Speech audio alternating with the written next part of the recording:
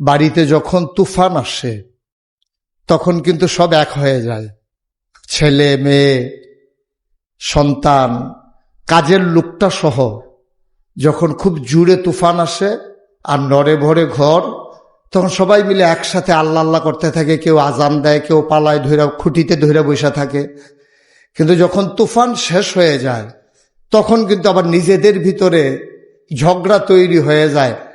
আমি ধইরা না রাখলে ঘর অনেক আগেই উড়া যেত, শুধু আমার ধরার কারণে ঘরটা রয়েছে। বাংলাদেশের অবস্থা হয়েছে এখন এমন, যখন তুফান ছিল সব এক ছিলাম, এখন তুফান গেছে তো এখন কোরআনের মজলিসও বাধা আসবে, এটাই স্বাভাবিক।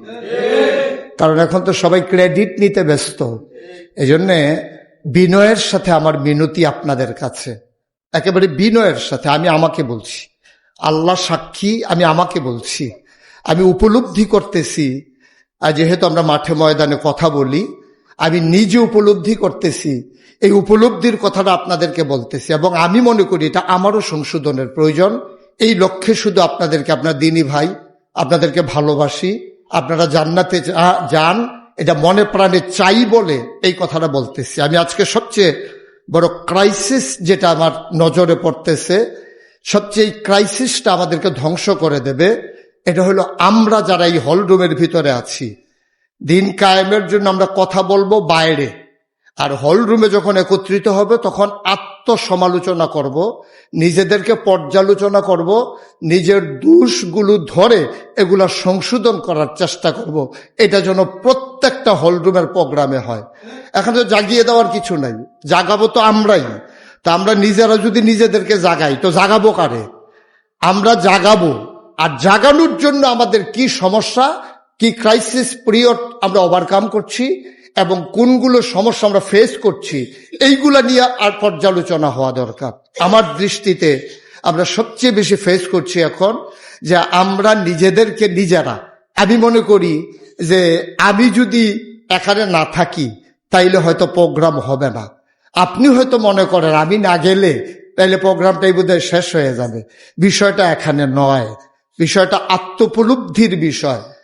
আমি যখন মুশতাক ফয়েজি থাকবো না তখনও মজলিস থাকবে। আল্লামা দেলোয়ার হোসেন সাইদি মরহুম মাগফুর তিনি নাই, কিন্তু এর মানে ওয়াজের ময়দান খালি হয়ে যায় নাই। ওয়াজের ময়দান কিন্তু আরো অনেক বক্তা বেড়ে গেছে। উনি থাকার সময় বোঝা যায় নাই যে কত বক্তা আমাদের আছে, কিন্তু উনি যখন কারাবন্দী হয়ে গেলেন তখন দেখা গেল ওনার মতো টুপি, ওনার মতো সুর, ওনার মতো কথার স্টাইল, ওনার মতো হুমকি, এই ওনার মতো ধমকি দেওয়ার মতো অনেক লোক তৈরি হয়ে গেছে। কিন্তু সাইদি সাহেবের মুখে যেই ধমকি মানায়, আমার মুখে যে মানায় না, এটা আমরা ভুলে গেছিলাম। এটা হচ্ছে মূল সমস্যা আমাদের। এই সমস্যা থেকে যদি আমরা উঠে আসতে না পারি তাহলে কিন্তু আমরা ডেস্ট্রয় হয়ে যাব, আমরা ধ্বংস হয়ে যাব। মাত্র আমরা একটা সুযোগ পেয়েছি কাজ করার, ক্ষমতা কিন্তু পাই নাই, সুযোগ পেয়েছি কাজ করার। এখনই যদি আমাদের ভিতরে দ্বন্দ্ব শুরু হয়ে যায়, তাইলে আপনি যখন ক্ষমতা পাবেন, স্বার্থ যখন ভাগাভাগি শুরু হবে, তখন আপনি কি করবেন আপনি কি ভাবতে পারতেছেন? প্রকাশ্য দ্বন্দ্ব ভালো, গুমুট দ্বন্দ্ব খারাপ। ভিতরে ভিতরে দ্বন্দ্ব লালন করা খুব খারাপ। প্রকাশ্য দ্বন্দ্ব ভালো, ডাক দিয়া বলে দেওয়া যায় ভাই আপনার এই কাজটা সুন্দর হচ্ছে না, কিন্তু আপনি প্রকাশ্যে ভাব দেখাচ্ছেন খুব আন্তরিক, কিন্তু অন্তরে আপনি আন্তরিকতা পোষণ করেন না। এই দ্বন্দ্বের কোনো সমাধানও করা যায় না। এটা হলো ফুলে ফেপে একদিন এক বিশাল আপনার অগ্নিকুণ্ডে, এবং যেভাবে আগ্নেয়গিরি লাভা ছড়ায়, একদিন লাভা ছড়াতে শুরু করে, যার থেকে পুরা জড়পথ ওই লাভার আগুনে পুড়ে ছারখার হয়ে যায়।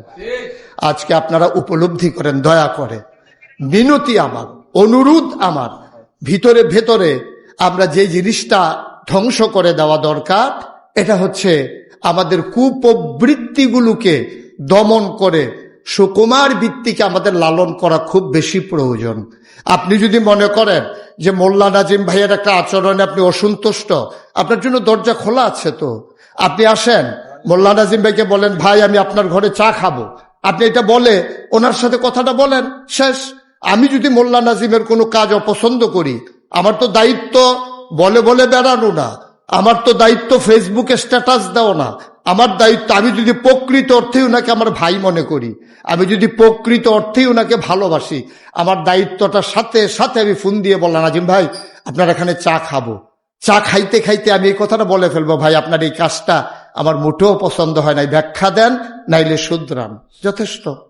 হয় উনি ব্যাখ্যা দেবে নাইলে উনি শুধরাবে, দুইটার বাইরে তো কোনো রাস্তা নাই। কিন্তু আপনি যে এই কথাটা দোকানে বসে বসে বলতেছেন, ফেসবুকে স্ট্যাটাস দিচ্ছেন, আপনি যে খোঁচা মেরে কথা বলতেছেন, এই রূপ থেকে আপনাকে কে বাঁচাবে? না মোল্লা নাজিমের উপকার করলেন, না নিজের উপকার করলেন, ওনাকেও শেষ করে দিলেন, আপনিও শেষ হয়ে গেলেন, এই জাতীয় শেষ হয়ে গেল। বিচার তো আমি করব না, বিচার আব্দুল কাইয়ুম মজুমদার করবে না, বিচার ডক্টর হেফজুর রহমান করবে না, আমার আপনার যিনি বিচার করবেন তিনি তো মহান রব্বুল আলামিন। আপনি অন্তরে কি লালন করেন, আপনি দুনিয়ার মানুষকে ফাঁকি দিতে পারেন। আমাদের দলটা তো অন্য আওয়ামী লীগের মতো দল না, বিএনপির মতো দল না। আমরা যে আদর্শ লালন করি, এখানে তো হিংসা থাকার কথা না। হিংসা থাকলে আপনি দয়া করে এই দল করার উপযুক্ত না।